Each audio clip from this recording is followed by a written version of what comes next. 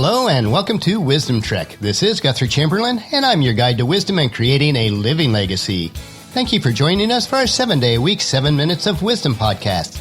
This is day 172 of our trek, and yesterday we asked the question, are you affecting or infecting others that you impact?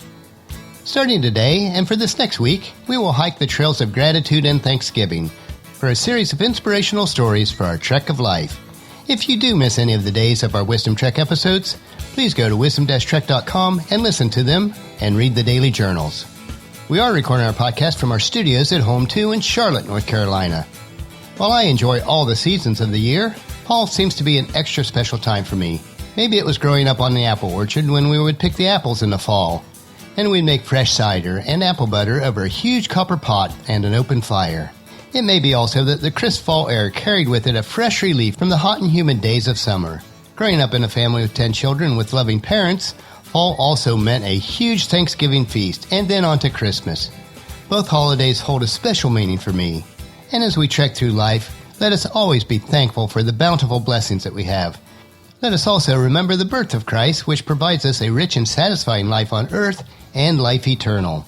Even if you don't live in the United States or are listening to our Wisdom Trek, we do celebrate Thanksgiving in November, so take this time to share in our celebration of thanks and gratitude.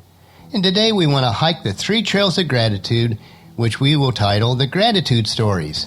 With Thanksgiving just around the corner, the following gratitude stories might be helpful for you. They fall under the theme of 1 Thessalonians chapter 5, verse 18. Be thankful in all circumstances, for this is the will of God for you who belong in Christ Jesus. Of course, this doesn't necessarily mean that everything that happens to us is God's will. It's not necessarily His will that we lose our job or get diagnosed with cancer, or that our children make poor choices. What this verse does say that it is God's will for us to be thankful people in all circumstances, even in the hard times, and especially in the hard times. So let's consider 3 trails today. The first one is the Robinson Crusoe Trail. When Robinson Crusoe was wrecked on a lonely island, he drew 2 columns and listed the good and the bad of his situation. He was cast onto a desolate island, but he was still alive. He was divided from humanity, but he was not starving. He had no clothes, but it was a warm climate and he didn't really need them. He had no means of defense, but then he saw no wild beasts which threatened him. He really had no one to talk to, but the destroyed ship was near enough to shore that he could get out all the things that were necessary for his basic needs. So he concluded, therefore, that no condition in the world was so miserable that one could not find something to be grateful for. The second trail is the John Claypool Trail Part 1. When the late John Claypool lost his 10-year-old daughter to leukemia, gratitude was the only way that he survived. He tells us about his experiences in his profound book, Tracks of a Fellow Struggler. After his daughter's death, John walked down 3 different paths. The first path was to say, oh, it was just God's will, I have to accept it. But that was not very helpful to him. He could not believe that God willed 10-year-old girls to die of leukemia.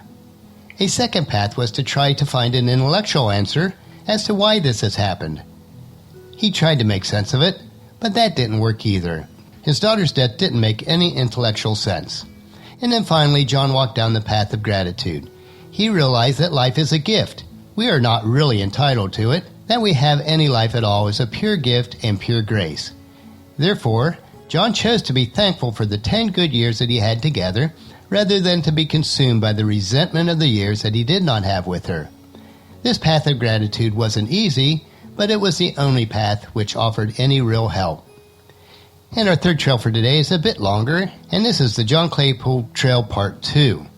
John Claypool often wrote about the importance of choosing to be grateful, especially after his experience with his daughter. His personal experiences allowed him to pen one of his many renditions of the story of Thanksgiving Day, and it goes like this. Those of you who know a great deal about the past will undoubtedly agree with me that often history turns on very slender hinges. What I mean is that the events that seem at the time to be very small turn out to have some tremendous consequences. This certainly was the case in the earliest days of the country's formation. The story begins in the summer of 1620 when about 125 eager Christian folk set out from Southampton, England, hoping to come to the New World and establish a faith community. They leased 2 ships, the Mayflower and the Speedwell.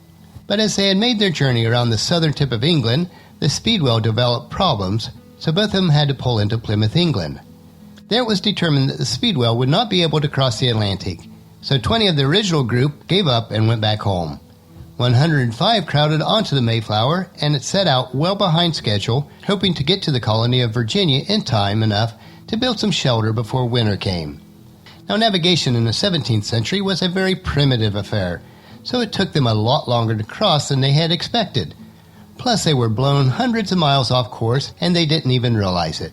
They didn't see land until the last part of November, and what they saw was not Virginia at all, but it was New England.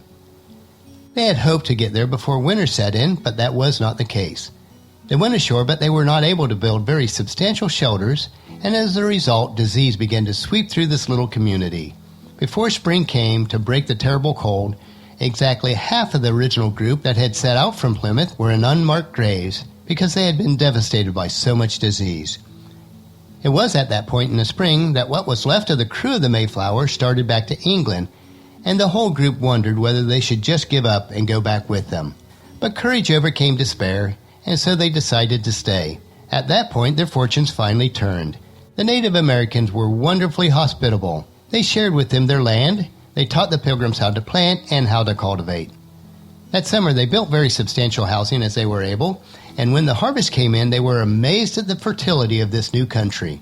These were religious folks, so when the first anniversary of them being in the New World began to loom on the horizon, they wanted to devise some kind of ritual to acknowledge this significant event. Not surprisingly, the first suggestion was that they have a day of mourning. Every family had lost at least one person, many had lost several members of their family. They argued that the best way to commemorate their time was to remember those who had sacrificed their lives. There was another group that said, yes, we have lost a great deal. We have undergone great tragedy and grief, but we have also much to be thankful for. The Native Americans have been wonderful. The land here is wonderfully fertile. We have survived. Why don't we make this first anniversary a day of Thanksgiving rather than a day of mourning? Well, the record is that the debate went back and forth between the mourning party and the Thanksgiving party. And as you know, because of the national holiday that we still recognize in the last November, the Thanksgiving party actually prevailed.